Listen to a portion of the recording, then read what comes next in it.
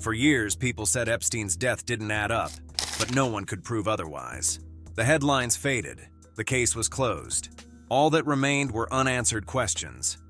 Until recently, when old online accounts tied to his name, and even gaming profiles created years ago, started showing signs of life again.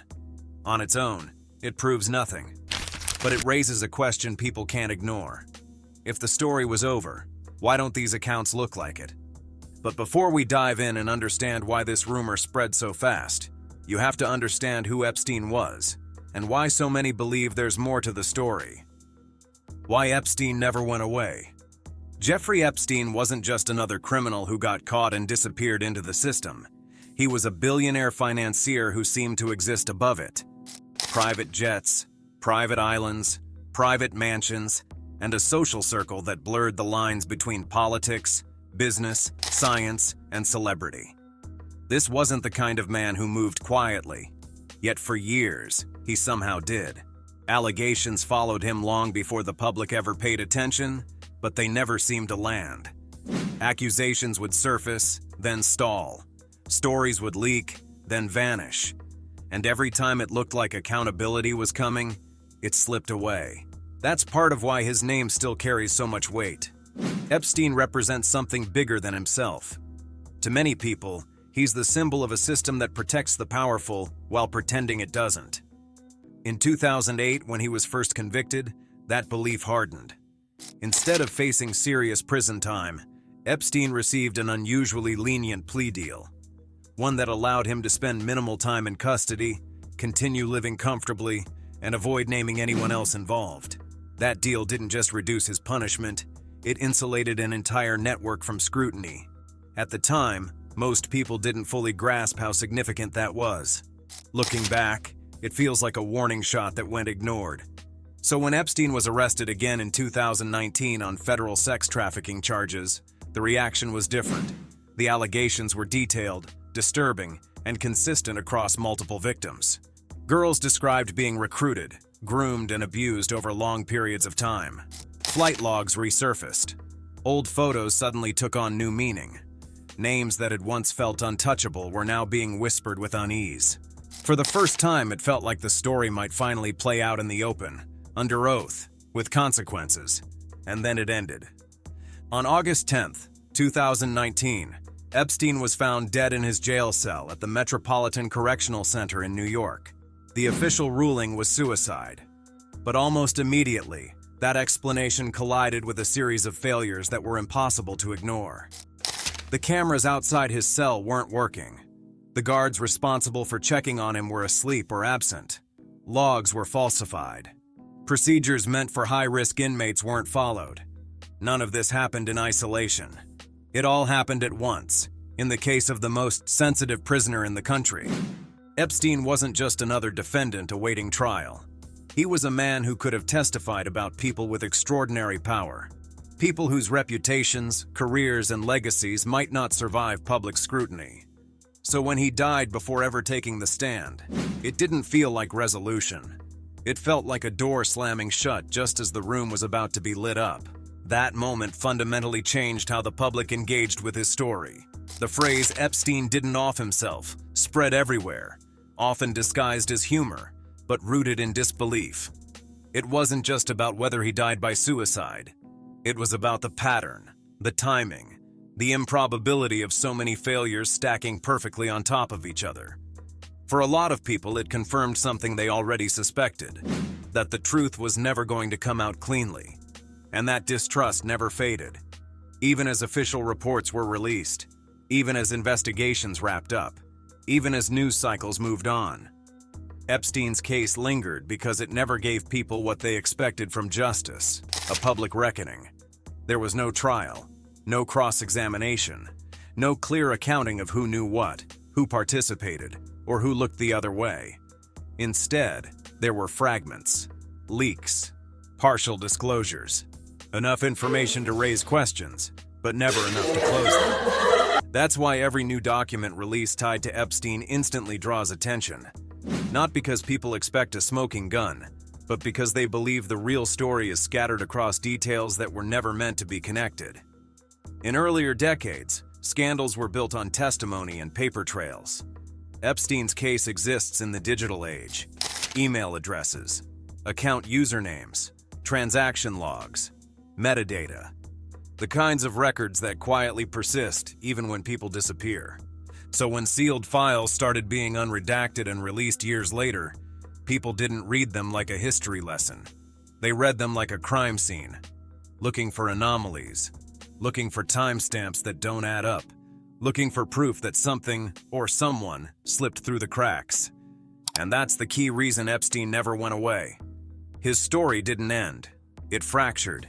It became a collection of unresolved threads, each one capable of being pulled. Every rumor survives because it fits into an existing belief that the system failed on purpose, not by accident, that powerful people were protected, that the public was given conclusions without transparency.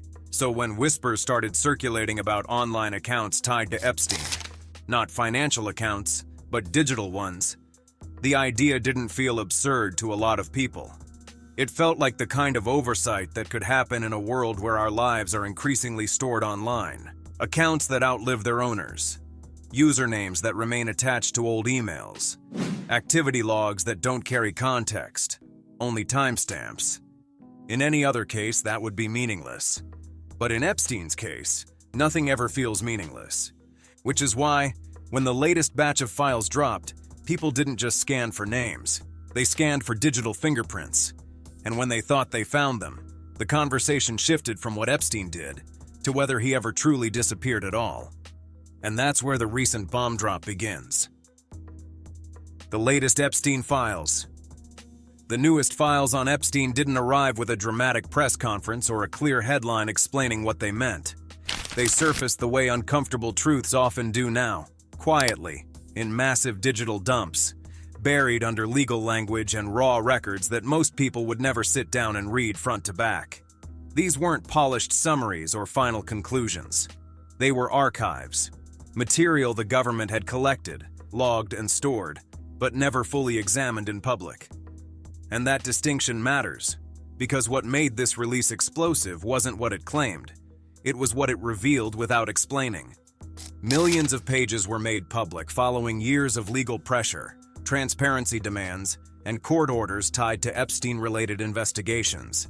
The files included interview summaries, contact records, email references, financial transactions, tips that were never followed up on, and internal notes that had previously been sealed. Importantly, these documents were not endorsements of guilt or innocence for anyone named inside them. They were raw investigative material, leads, fragments, context without conclusions.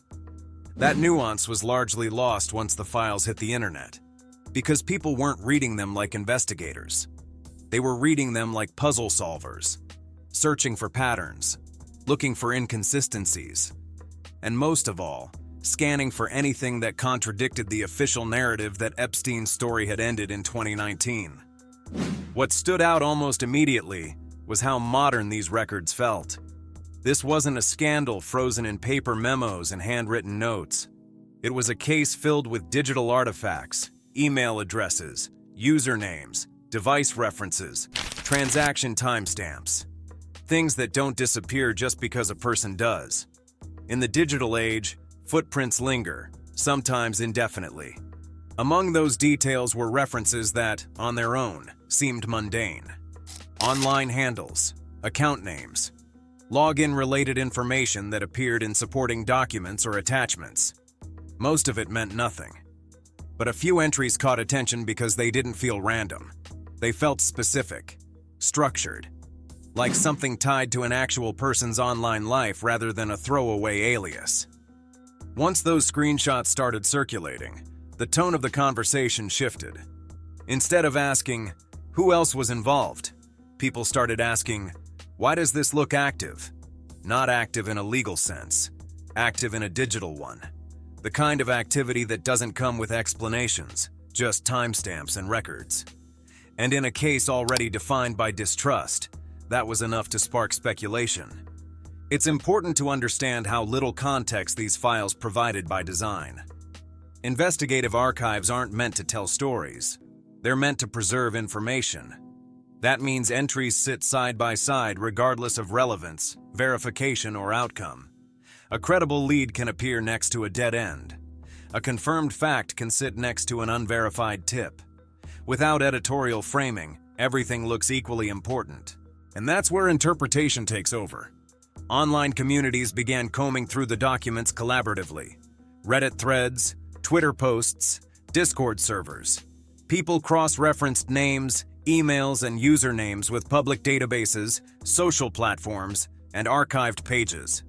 In many cases, this led nowhere. But a few connections appeared to line up just enough to feel unsettling. Accounts that existed years ago. Records that didn't obviously end. Metadata that didn't clearly mark something as inactive or closed. To be clear, none of this proved that Epstein was alive. Not even close. But proof wasn't the point. Plausibility was. The files didn't say, "This account belongs to Epstein and is active." They simply contained references that people believed could be traced forward in time.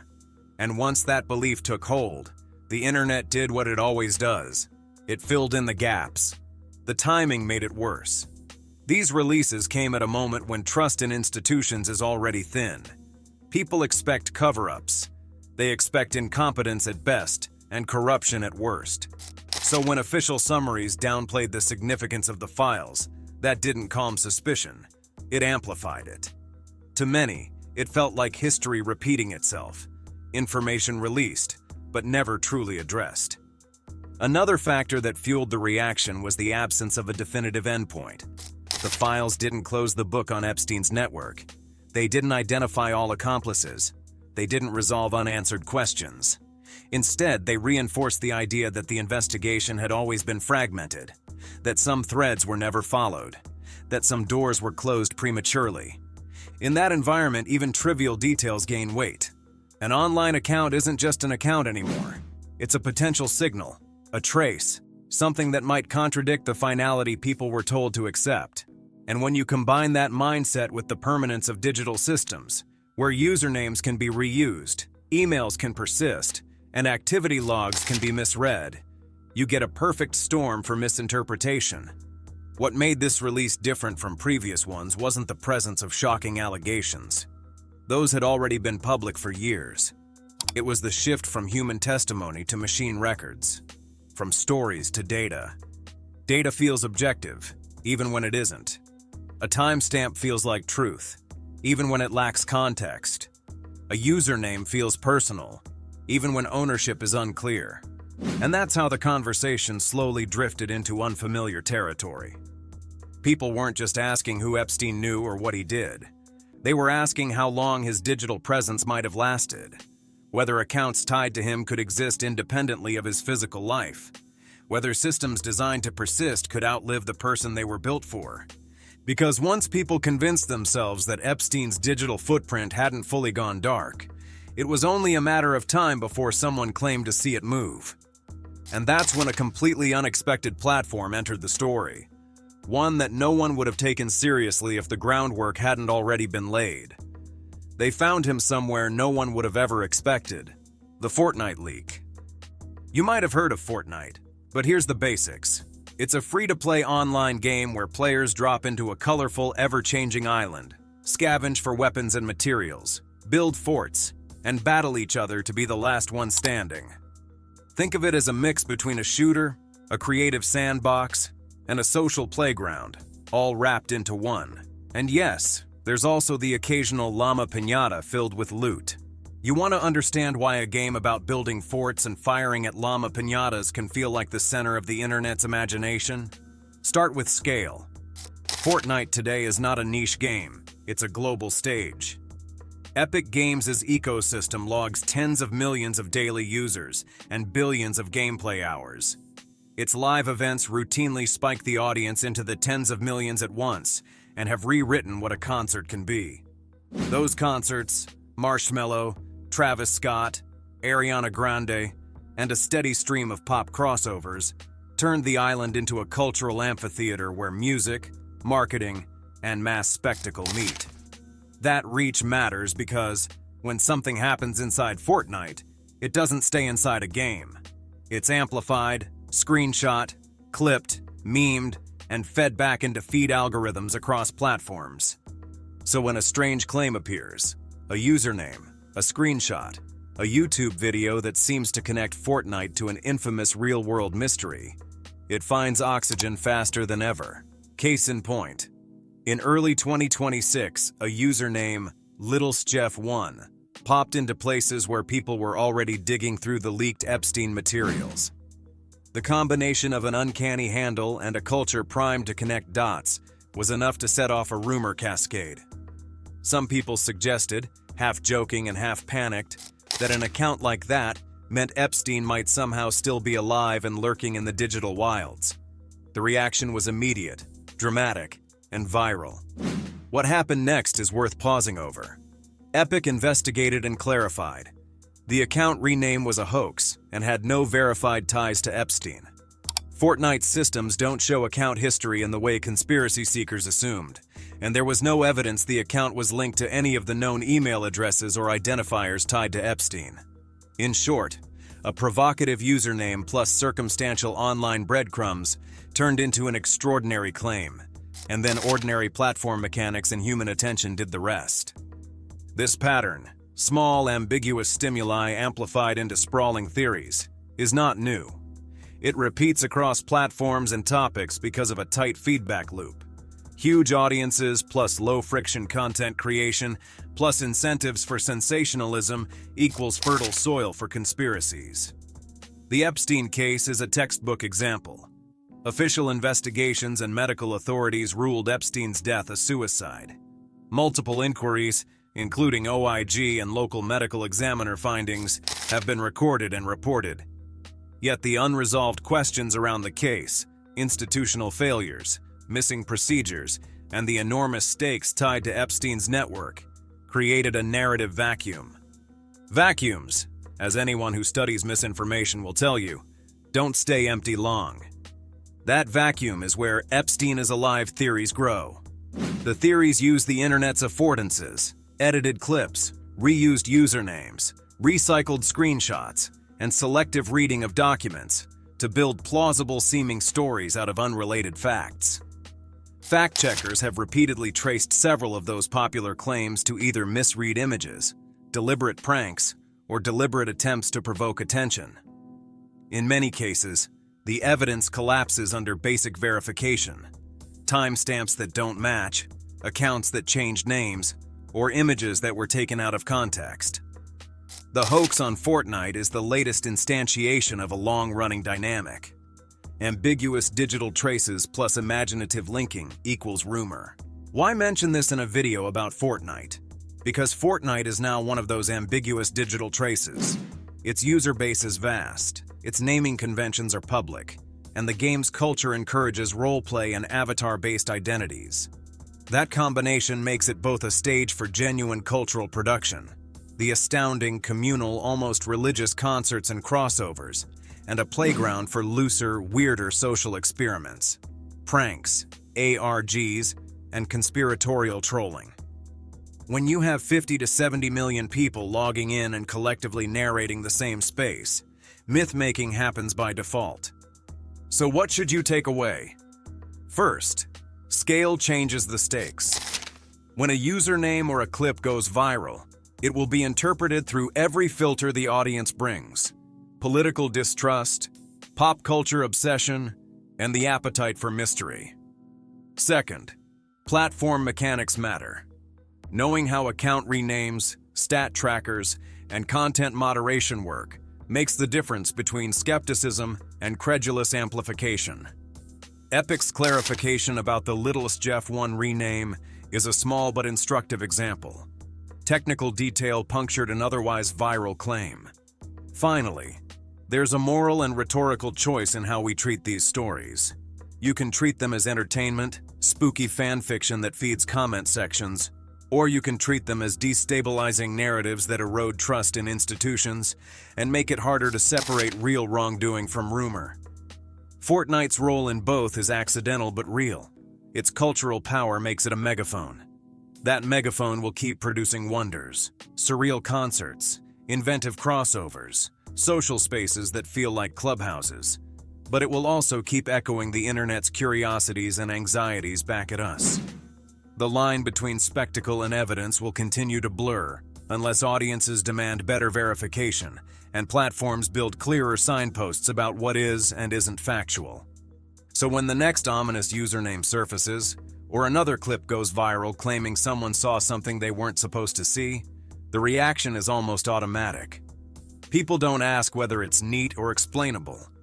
They ask whether it fits the pattern, whether it lines up with everything that already feels unresolved. Fortnite ends up teaching something strange and uncomfortable. The future of culture is dazzling, chaotic, and deeply unstable. It can host joy at a global scale, and at the same time, become a breeding ground for rumors that turn a simple game tag into something far darker. That ambiguity is the real final beat of this story, not because Fortnite created the mystery, but because it sits right at the intersection where entertainment, identity, and suspicion collide. And if the internet has taught us anything, it's that the myths we build in digital spaces don't stay there. They spill outward, shape belief, and refuse to disappear, long after we're told the story is over.